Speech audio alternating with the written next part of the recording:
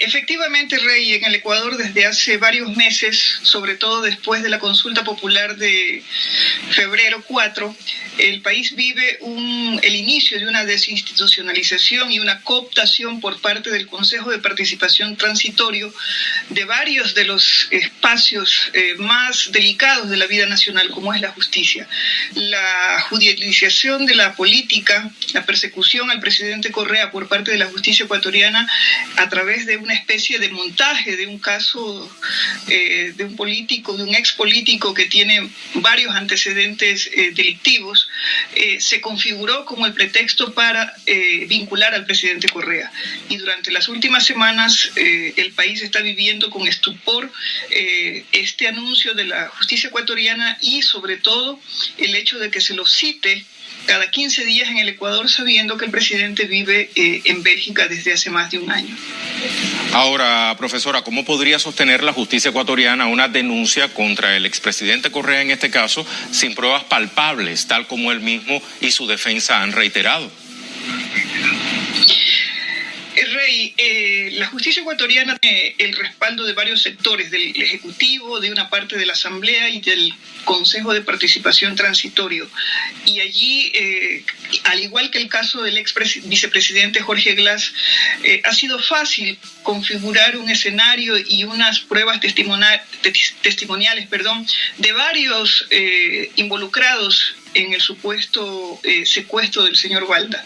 De tal manera que es verdad lo que dice el expresidente Correa. No hay unas pruebas concretas. Lo que existe son sospechas, testimonios, declaraciones, y la prensa ecuatoriana, que está también confabulada con el Ejecutivo y con varios sectores de poder que hoy gobiernan el país, lamentablemente, han forjado en la opinión pública una serie de razones para que la justicia aparentemente tenga pruebas sobre ese caso.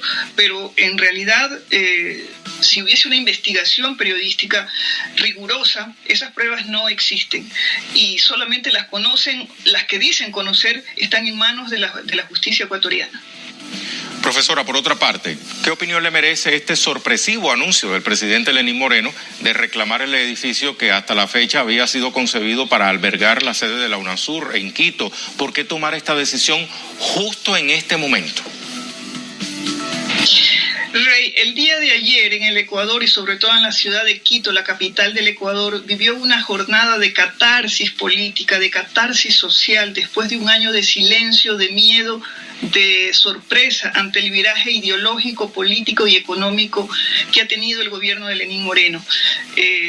Durante todos estos meses la población estaba deseosa de expresar su voluntad, sus deseos, sobre todo su indignación. Así se llamó la marcha de ayer. Era de indignación frente a un gobierno que esconde la información, que esconde sus decisiones. Pero cuando tiene algo, para causar impacto, para un poco tejer una cortina de humo alrededor de decisiones que son realmente vergonzosas, porque la decisión...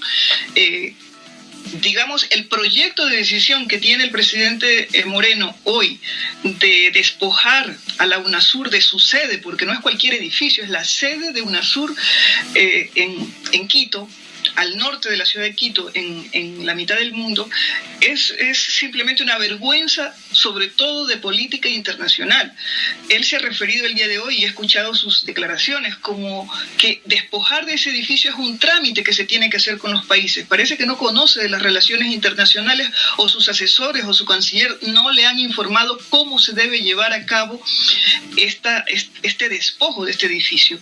De tal manera que los países miembros de la UNASUR deberían protestar, porque no puede ser una decisión unilateral de un gobierno, es decir, de un país miembro, en este caso el gobierno de Lenín Moreno, quien decida el destino de ese edificio. Y no solo eso, el anuncio político, sobre todo de una alianza política con un sector del movimiento indígena, a quienes se les ha ofrecido convertir ese edificio en una universidad intercultural, de tal manera que fíjense, yo quisiera que América Latina vea cómo se negocia políticamente con ciertos sectores sociales utilizando uno de los símbolos más importantes de los últimos 10 años, que es el proyecto de la integración sudamericana.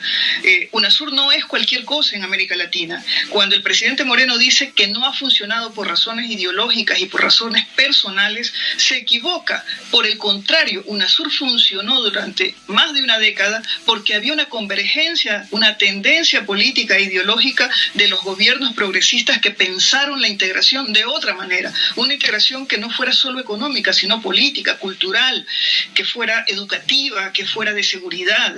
Es decir, uno enseguida relaciona, por ejemplo, Rey, la visita reciente del vicepresidente norteamericano a Ecuador y las varias conversaciones y los varios temas que se tocaron, entre ellos posiblemente era comenzar a desbaratar estos proyectos que dieron resultado precisamente por esa visión de futuro que tenían esos presidentes. Así que la política internacional efectivamente ha dado un giro hacia la derecha, hacia los intereses del norte y sobre todo dándole un golpe y reviviendo otras instituciones de integración, digamos, no regional, no del sur, sino de toda América, como es la OEA. También se golpea, Rey, también ha dicho el presidente Moreno que ALBA no funciona, que el ALBA no funciona.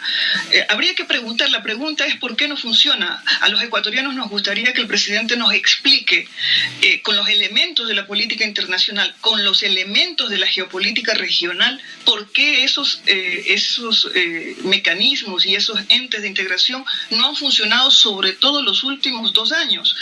Y eso se debe precisamente al viraje que no solo el gobierno ecuatoriano ha tenido, sino gobiernos como de Argentina, gobiernos como Colombia, gobiernos como Brasil, que han incidido tremendamente en que estos organismos se paralicen. Nuestro deber como Ecuador, como país sede, no es desaparecer o quitarle un espacio físico. Nuestro deber como país era tener un discurso, tener unas acciones políticas internacionales que revivan esta organización que en este momento sufre una crisis, pero su crisis no significa su desaparición ni su desprecio.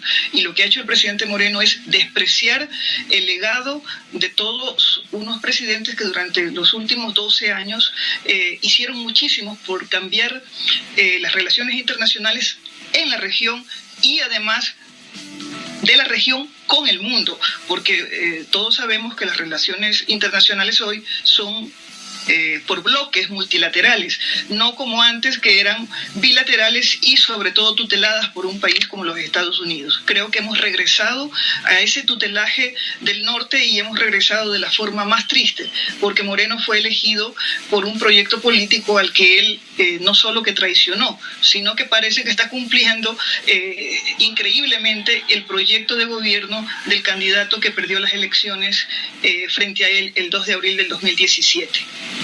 ¿Podría verse esto como el preludio del retiro de Ecuador de todos los mecanismos de integración regional de América Latina, habida cuenta de, como bien usted dice, el presidente Lenín Moreno en su momento también se refirió a una supuesta falta de funcionamiento del ALBA? ¿Podría retirarse Ecuador también del ALBA? ¿Qué efectos tendría esto en el caso de Ecuador respecto a la región?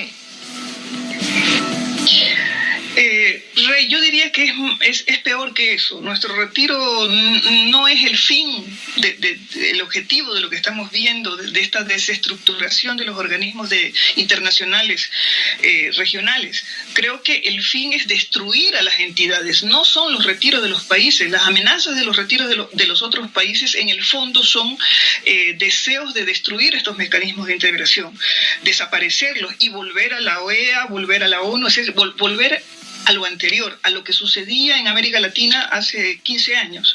Entonces, el retiro de Ecuador, el retiro de Perú, el retiro de Argentina, cualquiera de estos países, no significa realmente que nosotros vamos a determinar el destino sino que hay una unidad de discurso, les repito esto porque esto es importante, de un cambio de la mirada de las relaciones regionales internas, es decir, al interior de América Central, al interior de América del Sur. regional implicaba que, por ejemplo, con desde Europa, nosotros pudiésemos negociar a través de estas entidades y no a través de los gobiernos. Esas relaciones, ese cambio que hubo, digamos, ese nuevo orden internacional que se inauguró hace más o menos 12, 14 años, se viene al traste con esta política. No la salida de un país, sin países en este momento gobernados por distintas tendencias políticas e ideológicas, que eso es lo que determina la política de cada país, está teniendo un viraje regional, y eso es lo que impulsa a que nuestros presidentes, con sus excelentes, entre comillas, relaciones con los Estados Unidos, en este momento cambien su política internacional. Es decir, yo creo que no es el retiro de un país lo que amenaza la existencia de UNASUR, de la CELAC o del ALBA. Lo que amenaza es el pedido, la exigencia de los Estados Unidos a estos países para que integren otros mecanismos de integración económica, pero no política, no ideológica, no cultural, no educativa y no de seguridad. Y sobre todo de seguridad, Rey, porque últimamente en nuestros países como Colombia, como Ecuador, como Venezuela, tienen problemas internos, tienen problemas de seguridad. Y pareciera que los Estados Unidos nos ofrecen una asesoría para la seguridad regional, pero obviamente manejada por ellos. Es decir, que la integración que teníamos sufre un golpe a las soberanías de cada país. Entonces, la integración que nosotros habíamos construido con la UNASUR, con la CELAC, con el ALBA, implicaba una cosa, era una integración con soberanía. Ahora no vamos a tener ni integración regional y vamos a estar supeditados a los intereses de los Estados Unidos, por tanto de la pérdida de soberanía en las decisiones, sobre todo de seguridad de nuestras fronteras y sobre todo del uso de nuestros recursos naturales. Ya vemos claramente quién perdería en este panorama, pero ¿quién saca provecho de todo esto, profesora, más allá de las naciones suramericanas? Bueno, en cada país, Rey, y en Estados Unidos quienes ganan son los sectores de poder que han venido durante muchas décadas cooptando y captando el Estado para dirigir sus políticas internas, su política económica, su política de seguridad al son que le toca el Imperio del Norte. Eso hay que decirlo, aunque parezca un discurso pasado de moda, pero estamos volviendo a ese tutelaje, estamos volviendo a recibir órdenes, estamos volviendo a recibir a los presidentes o a los vicepresidentes del norte como si fuesen una especie de un gran rey que nos viene, nos visita, nos da una palmadita. Es una cosa realmente vergonzosa, porque durante mucho tiempo, sobre todo la tendencia progresista de los últimos años, había hecho que nuestros países tengan un discurso propio, una política internacional propia, una forma de entender las relaciones entre países de distinta manera. ¿Quiénes ganan? Ganan los sectores poderosos de cada país que tienen negocios con los Estados Unidos y con ciertas otras potencias que nos prefieren divididos que integrados, y además integrados con soberanía, integrados con un discurso propio, integrados con proyectos políticos propios, integrados con un proyecto económico distinto, que enfrenta las medidas del neoliberalismo renacido de otra manera.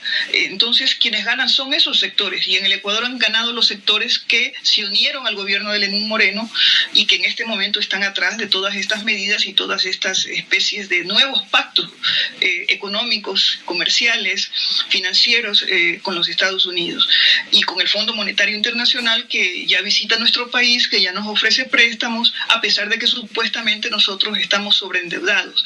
De tal manera, quienes ganan son los viejos sectores de poder que durante muchos años, yo diría que 2 quinquenios, estuvieron alejados del poder político y que ahora vienen con saña a recuperarlo. Creo que atrás de eso están esos intereses, y esos intereses tienen que ver con las políticas también económicas y con la recuperación, lo voy a decir de manera irónica, del patio trasero por parte del presidente Trump en América Latina. Profesora Carol, muchísimas gracias por participar en este programa. Es Noticia de Telesur.